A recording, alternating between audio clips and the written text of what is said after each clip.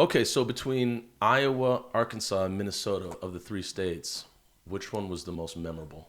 Well, I was a child the whole time, but Arkansas was very memorable because it was so different than Iowa and Minnesota. How so? Because it's the South and people talk different and just a different mentality, very much laid back.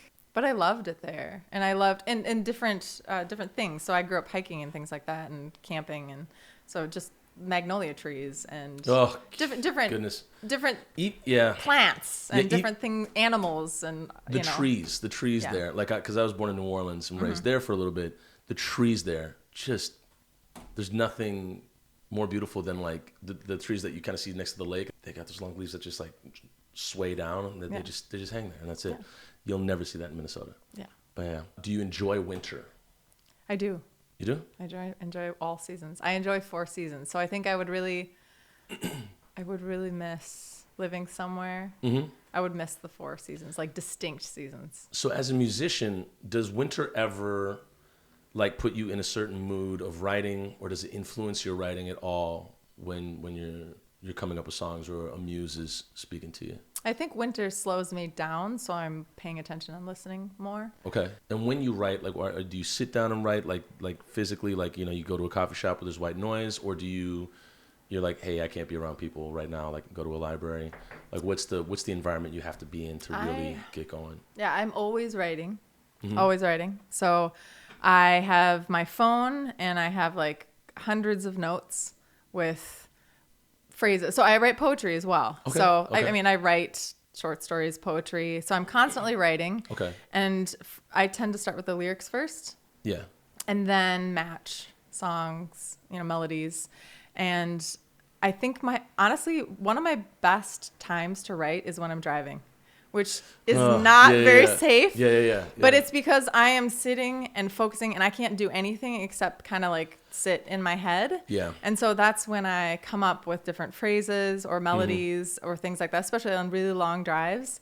Yeah. And then I grab my phone and I like come into it, or like voice text or whatever. Like voice memos? Mm-hmm. So I do that a lot. I'm not very good at structured writing. I do take a little bit of time to write every day, and I've taught songwriting too. Okay. And do all those exercises. But my favorite is when a song just kind of happens on me. Yeah. And you get something, and then you have to sit down. You have to like respond, because then it's not even like you're creating it. Then it's just coming through you. Yeah. That's my favorite. It doesn't happen all the time, but when it does, it's a gift. Yeah, and I've spoken to a few people here about that. Like when people talk about like, it happening, or, some people, if they're like religiously affiliated, they'll be like, oh, God's speaking through me. Or some people say like, oh, it's a muse. The woman that wrote Eat, Pray, Love, Elizabeth Gilbert something. But she would talk about the muse all the time. And she actually spoke about an artist who would be driving, and he would all of a sudden get these ideas, and he'd be like, I'm driving, damn it, can't you see this? Like, he'd be like, don't speak to me now. Like, speak to me when I'm like at a coffee shop ready for you. Yeah. Well, it makes sense, the driving, because I can't be distracted by other things. I have to sit there. I'm just looking at the changing landscape.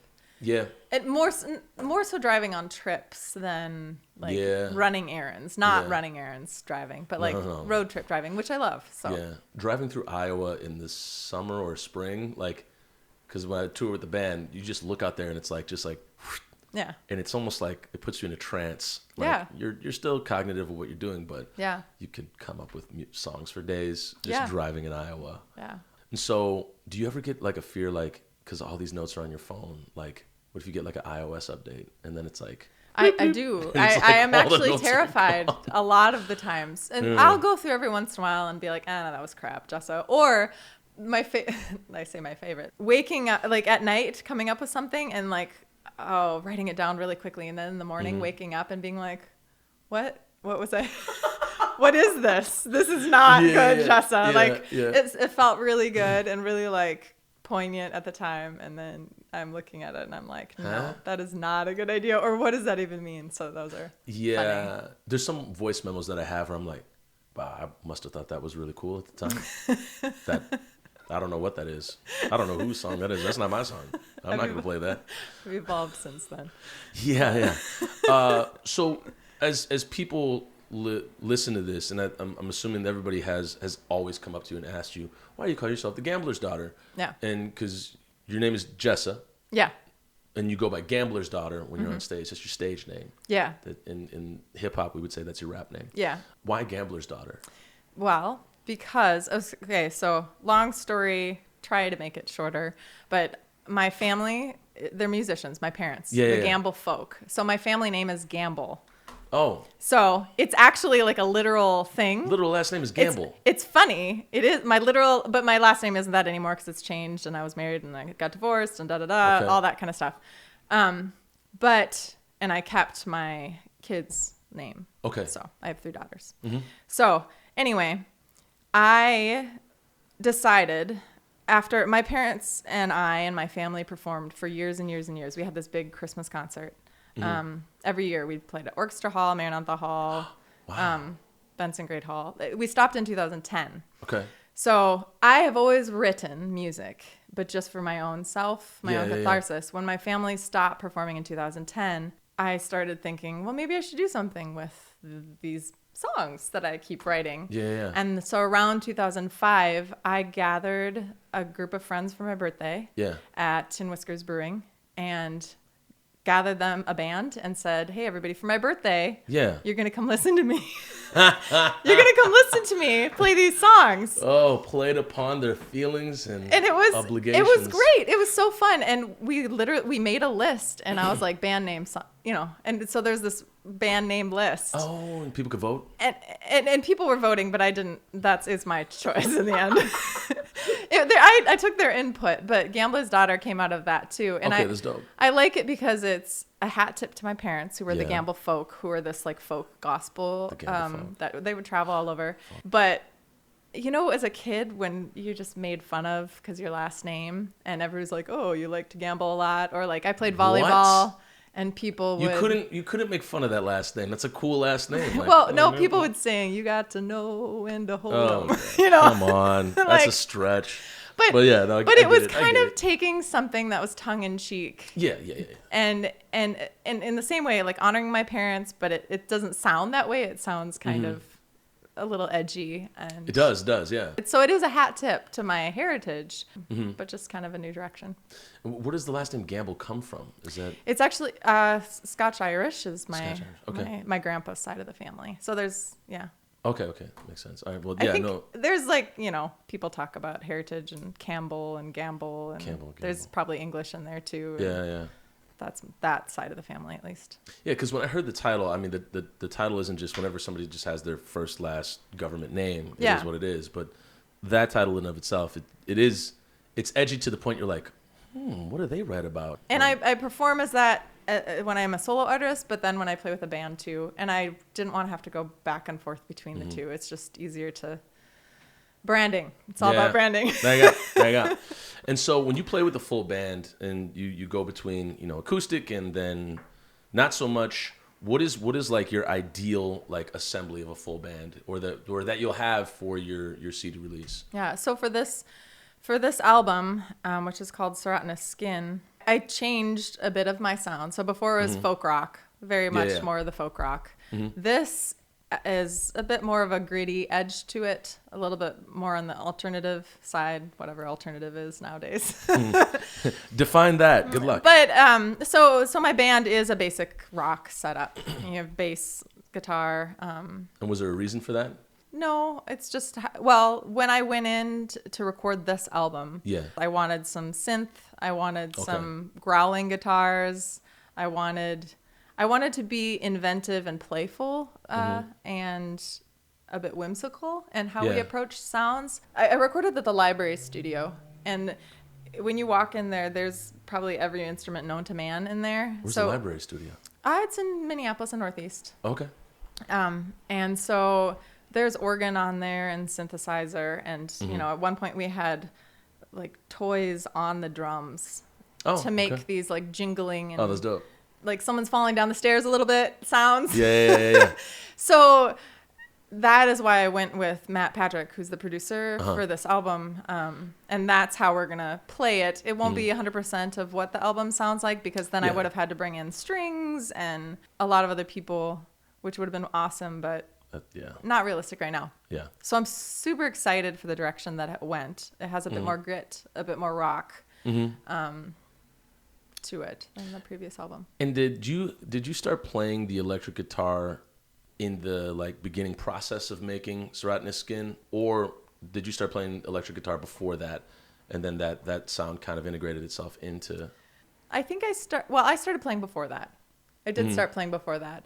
When I was thinking about the sound for this album, because the themes are there's a dark, it's a lot of, death and life. The idea of serotiny is what plants do when they are exposed to harsh external factors, and that's how they reproduce. So like the pine cone, which is I'm a hiker, I like camping, stuff like that. Yeah.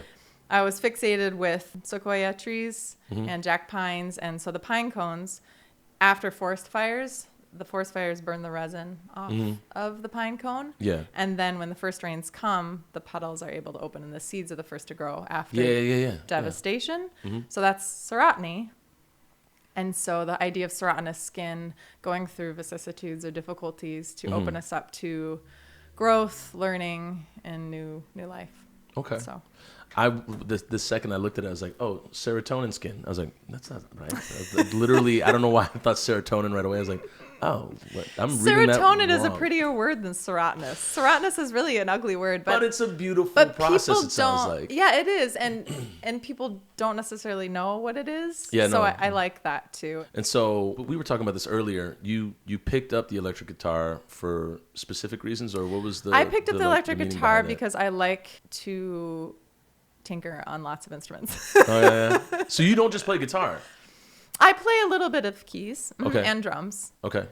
Not in my band, but it's just, there are a few times when I'm playing solo that I'm sitting on a cajon. Yeah. And I have the kick on the cajon and I'm playing my guitar and then I have like a foot tambourine. Oh wow. It's really fun. You could do it. You could do it if you wanted to. It's fun. It's like that's the kind of gigs where I'm like background music, and playing some covers and mixing in my own things. It's fun to do, but man, you look goofy when you're doing that. Oh yeah. Yeah. I mean, you look like the dude from the cartoons. It's like he's like got an elbow on like an accordion and like everything's going on. Yeah. So guitar is my main instrument. Yeah. When my voice is my first instrument. Guitar. I dabble in piano. I'm an ear musician. I have some training, but I grew up with folk artists, so I picked up on a lot. And then drums, I just came along naturally. Well, I learned. I've taken some lessons. Oh, okay. Honestly, I wanted to hone. I love playing drums for fun. Yeah. But I wanted to educate myself more about drums so that I could be a better communicator to my drummer. Got it. So growing up in a musical family, was music impressed upon you, or was it just like, hey, if you want to pick up the guitar, do it. If not, it's cool. It was impressed upon me because we were all performing. Okay, they were like, you gotta join in the band. We all performed, we did. So when I was, I could hold a mic. I was on the stage, whether it was plugged in or not was questionable. But I have 4 other siblings, and then we performed with my uncle and his 2 daughters as well. So it was like and Christmas concerts kind of became our thing. Oh, that's so cool. Like a big family, Partridge Family thing. Yeah. So it was impressed upon me. This is what you do. This is what we do. Yeah. And are you in or you out? It's fun to listen to old recordings. Yeah. Of when I was 13 singing or 10. And, wow.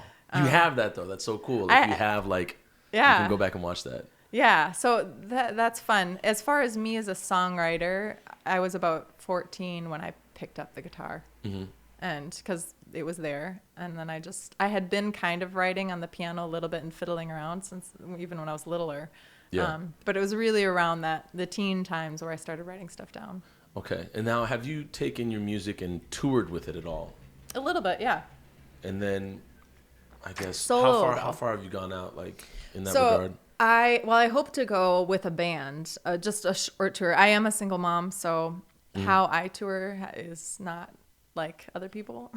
Yeah, well, I mean, and that's we'll get into that a little bit later. Like we talk about circumstance and what do you have to, take with you, or what can't you take with you when you're doing music and whatnot. But yeah. So the way you tour, you have to think about it a little bit differently. Yeah, and I haven't done a whole lot. I went out to New York. I played out there at the Rockwood nice. Music Hall. Wow. I did a solo thing there. I went to Chile to go visit friends. So Whoa. I was in Santiago. Okay. And I played down there. Honestly, if I travel somewhere, I try to book a gig or vice versa, nice. or use booking gigs as a reason to travel. Would you have booked a gig if you went to New Orleans? Yes. Yeah. Mm-hmm. I had a gig? I had a contact too, but then I But you know what? out. But the whole thing is like you can find a gig in New Orleans. I went down to New Orleans a few years ago and I wasn't going to do anything. Yeah. And then all of a sudden a friend of mine was like, hey, why don't you come down here and play a show? And I was like, Yeah. Sure, why not? Yeah. Then another friend was like, hey, come to my record store and play there too. And I was like, okay, all right, Yeah. sure. Yeah. And then Yeah. this thing, cause like stages are everywhere. They're just like, Yeah. And trying to figure out what is worth my time and my investment too, especially if I'm going. So I went to visit friends in Chile, and I had things that I wanted to do too. Yeah. And so it was, working around that balance of wanting to perform and share music with people down there, which I got to do, and it was great. And yeah. And sometimes it's like, I don't want to play. I just want to hang out. I just came here to be. Yep. For the new album, Sratman Skin, when did you start writing it up until you released it in February 9th? February 8th is the release concert at the Hook and Ladder. Okay. Yeah. Hook and Ladder. Hook and Ladder. It used to be Patrick's Cabaret. Hook and Ladder. When did it start up until now when you're releasing it to the public? Some of these songs I've been sitting on for like 7 years. So yeah. Some of the songs, I have an EP before this, and yeah, listen to it. I was going to make that a longer album, but then I was like, I'm producing this. I'm just gonna 4 songs is good. So some of these songs have been with me for a long time. Some of them I've written in the last 2 years. Yeah. It was when I went to have Matt produce. I gave him, I think it was 15 songs, 12 songs. Whoa. I gave him a bunch of songs. Yeah, a good amount, yeah. And then I said, what do you think? What do you think we should do? So we worked through that process of whittling down to 10. Okay. Because that's what I could afford. No, that's the whole thing as well, yeah. Yeah. Oh, donating plasma. There you go. But so we whittled it down to 10. So these songs have spanned, I want to say, around 7 years, some of them. Yeah. And then it was kind of putting together a body of work that reflected the themes of change and growth and kind of like digging into self-reflection and difficulty. And, there's lots of themes. It's a diverse sonically album. Yeah. And I think topically. But also the way that you write as well is, when I listen to it, and especially in Indigo Blue, like just the way that you phrase things, for me at least, the way that I interpret them, nothing is ever overtly literal. Like it almost seems to be very, not I want to say metaphor, but well, it is. It just seems metaphor. like very poetic in the way that I'm referencing something that's referencing something. Yeah. Is that intentional? How does your way of writing play into the way that you integrate it into music? Yeah, I think it's intentional. I want my music to be accessible to everybody. Yeah. So one of the songs I sang here, Lying Sweetly, is the theme, the whole overarching theme is those things we think are going to free us or make things better. Yeah. But they actually end up making our circumstances worse. So they lie to us, but they're very tempting. They're very enticing. And so... Could go on about that for a long time. Yes. Yeah. So that song, and specifically looking at myself, friends, people struggling with lots of things, even my own tendency to distract myself from pain with fun things. So the whole theme is an overarching theme, and definitely there's other specifics that can go to it. But I wrote it wanting people to be able to identify. And Indigo Blue is very poetic. It was a poem for a long time before. Okay. And then I kind of rearranged the poem to make it fit for verses and kind of wrote an extra little half verse. But the whole sense of it is the sense of kind of calling yourself back to what is a grounding and what is true and living from that place. Because I think people are innately valuable and then we get distracted thinking our worth is in other things. And so it's a calling back to yourself, calling back to, if you believe in God, calling back to the spirit in you and being that you're mine.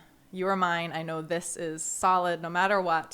Changes in life and undulates or whatever is washing over me at this time. I know that this is the place I need to live from and move from. So I don't know if that answers your question. but I want my songs to be either really accessible so people can find themselves in them, or they're causing people to think, or just pretty. No. I mean, they are. It is very beautiful pretty. music. It's the way that it's written. You could say, it's pretty, but it's also, I think it's very it's very describing. Like it's just laying it out, but not overtly. Is the way that I interpreted it. But getting into Indigo Blue, that is one of the songs that I heard. Like you posted the first teaser of it, and I was like, I wonder where that's going. And then listening to it. It was amazing because it seems like such a departure from what you've put out before in the EP, and then what's also on Surat in the Skin. So how did that track come about? Was that something that you wanted, or was Matt like, hey, check out these drum samples that you can put in here? Or how did that come about? It came about, I wrote actually an extra half verse in talking with Matt about what it needed, because it was a poem. It doesn't have a traditional verse chorus structure. When it came to the sound, it was in talking with him about, he's like, Indigo Blue, this kind of has, I was playing it in a bigger band way before. And he's like, this sounds, Indigo Blue, it sounds cool, like more cool, like it's this longing song. And so how can we play with the song there? And I can't remember if I was already doing the ooh part at the beginning. But it was in talking through it that we figured it out. As far as the synthesizer, he added that, which was great. Because I had albums that were my inspiration for this album. So in taking those bits of, I'm like, this is what I want my sound to be. And it was anything from Jack White to Bishop Briggs to Feist to Shaky Graves. Whoa. Those were all concept. Shaky Graves made it in. All right. They were all concept albums. Yeah. For my album. So whatever Indigo Blue ended up was like. It's like, Let's just, because I'm very influenced by gospel and folk, but punk music or like grunge, I should say. But Mariah Carey was the first album I ever bought myself when I was a kid. So. Goodness. Which one? So, the first one. I don't remember if it had a name. I think it was just Mariah Carey. And it might have. Yep. Okay. Yeah. But like this Tracy Chapman, and there's Simon and Garfunkel, and my parents were folk artists, so I was listening to. Was hip hop ever allowed in the house or no? Oh gosh, yes. I love. Oh, it was. Okay. Oh yeah. Yeah. If it wasn't, that's totally fine. I just wanted to know, because if you had all these musical inspirations, I'm curious if hip hop was allowed. I don't. What was there? Oh no. There's a lot of. Because I was in the '90s, so but what was popular then, like TLC and. Yeah. TLC still gets like a head bop. Like I work at a brewery like once every 3 weeks. But Lauryn Hill, The Miseducation of Lauryn Hill was like one of my favorite albums. Then honestly, Sade, I really love Sade. Yeah. She's not hip hop.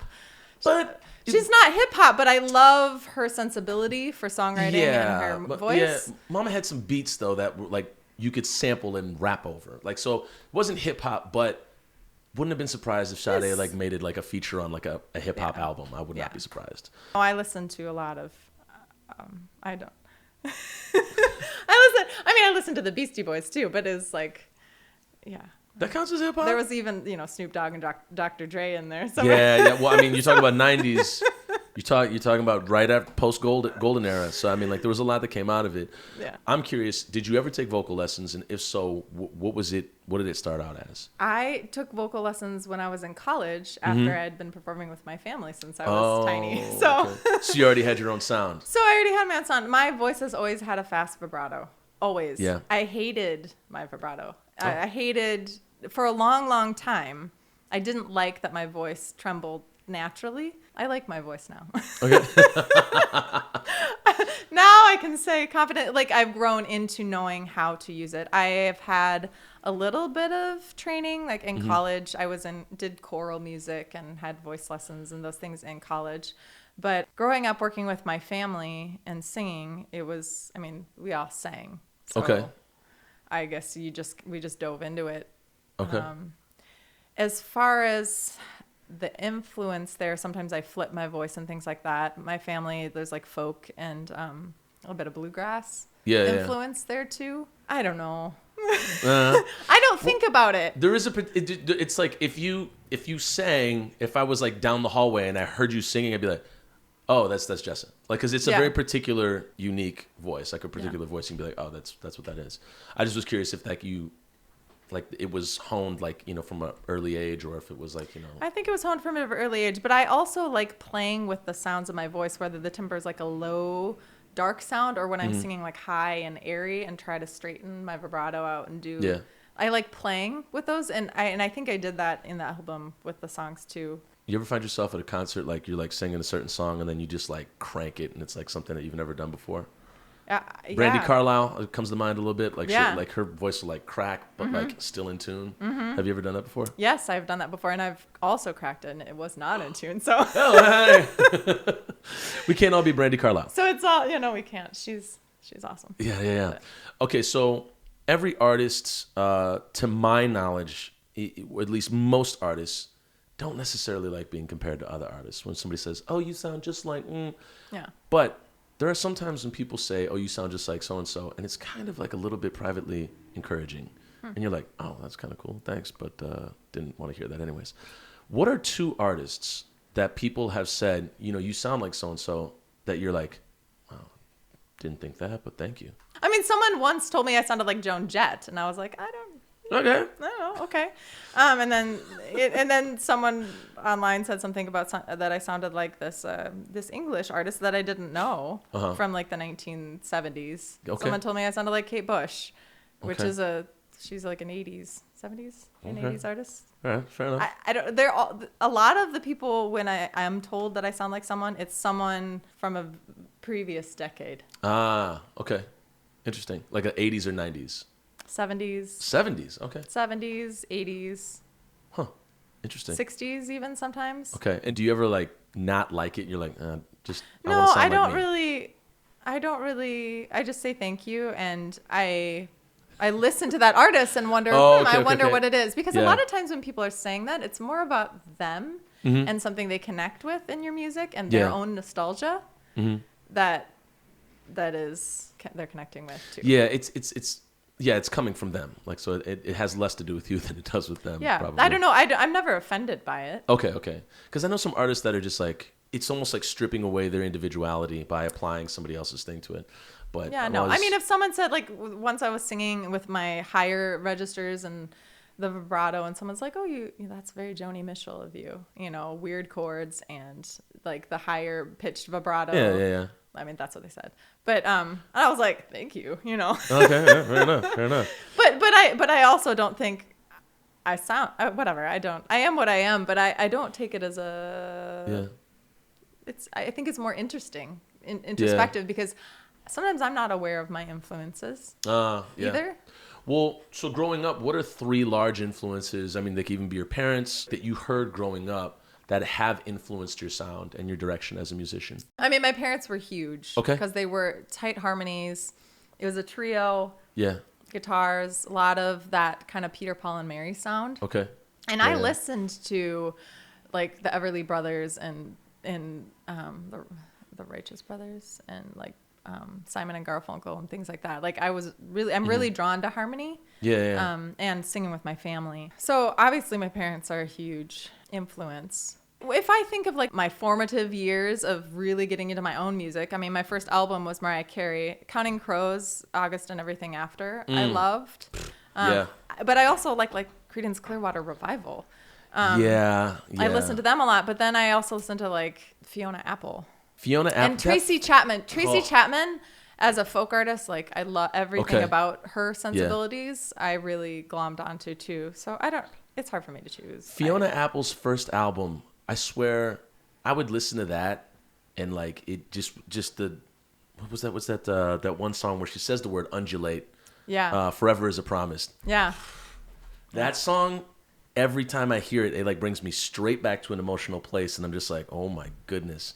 Yeah. That's probably why the word undulate stuck with me all these years, because that's an Indigo Blue. Yeah. Never heard it till Fiona Apple. Thank you, Fiona Apple. It was not only a music education, but a vocabulary music education. Therapy. Yeah, vocabulary as well. Have you ever played in Nashville, speaking of folk? I haven't. You haven't? I've been to Nashville, not played. Okay. And speaking of Jack White and all these other influences. Because I went to Nashville, and I went to Jack White's place. Yeah, I heard you can like make a record there or something like that. Yeah, I didn't. I mean, I took pictures in the photo booth. Oh, that was enough. Yeah. Bought the Lazaretto vinyl, the one with the it spins and it has like an angel hologram when you play it on the. Did you know this? No, I didn't. So when you play it on the record player, there's a hologram of an angel. Yeah. That you can see while it spins. It's magical. Okay. Yeah. Wow, that's crazy.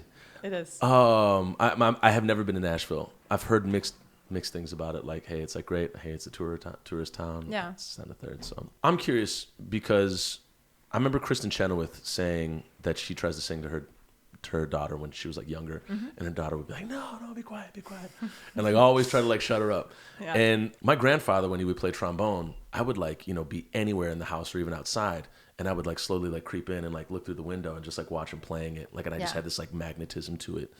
And so to just like see like how kids react to their parents playing music. Did you at all sing or try to like not have music for your kids, or did you impress it upon them as your family impressed it upon you? Or I kind of have a philosophy that I want them to do something creative and something active. Okay. It doesn't have to be the same thing. They can try out lots of things. Okay. So they have taken piano. Yeah. Whether they like it or not, I don't know. But still, and ukulele. One, went to ukulele for a bit. So I think that giving them, I feel like learning how to read music, even though I'm not even that great at reading music myself, I feel like it's learning how to read. So I want them to learn how to read. Whether they do anything with that, I want them to know the basics. So there is that, and they have their own things, and I don't really want to put on them what I'm interested. They see what I do, and I wrote songs for each of my daughters when they were born, and that's a way that I've communicated with them. But I mean, I remember when one of them was really little, I would pick up my guitar to play, and she would insist on sitting in my lap. Oh. Whether it was to prohibit me from paying attention to the guitar or to join in on the fun, I'm still not quite sure. One of my daughters is really into AJR right now. Okay. And I like... What's AJR? They're a trio of brothers from Brooklyn that you should check them out. I really check them out now. I really enjoy them. So, but she turned me on to them. It's fun to see what they pick up on musically and introduce me to. That's been delightful. So, Cool. Yeah, because I've always wondered that. I mean, I don't have kids myself, but like I remember my interaction with my grandfather, but also like a lot of theater teachers I've had, their children, they've all like tried to like steer their children from theater as much as possible. Somehow their kids end up getting into acting every single time. Yeah. And so I've always been curious, like everybody in the process, and like if they have kids, like how that incorporates, if there's any resistance, or they want to get involved even more. There is resistance. There's definitely resistance. I think it's just giving them the tools to make their choices. And I have no expectations for them to do that.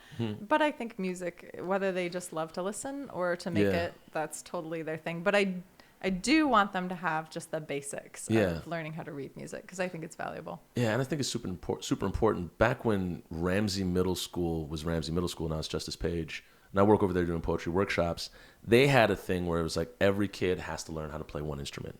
You ain't got to take it with you after you leave here. Just learn how to play one instrument. Yeah. And I thought that was so powerful and so, exceptional to like give that to children, whether they wanted it or not. It was just part of, it's like, some people don't want math.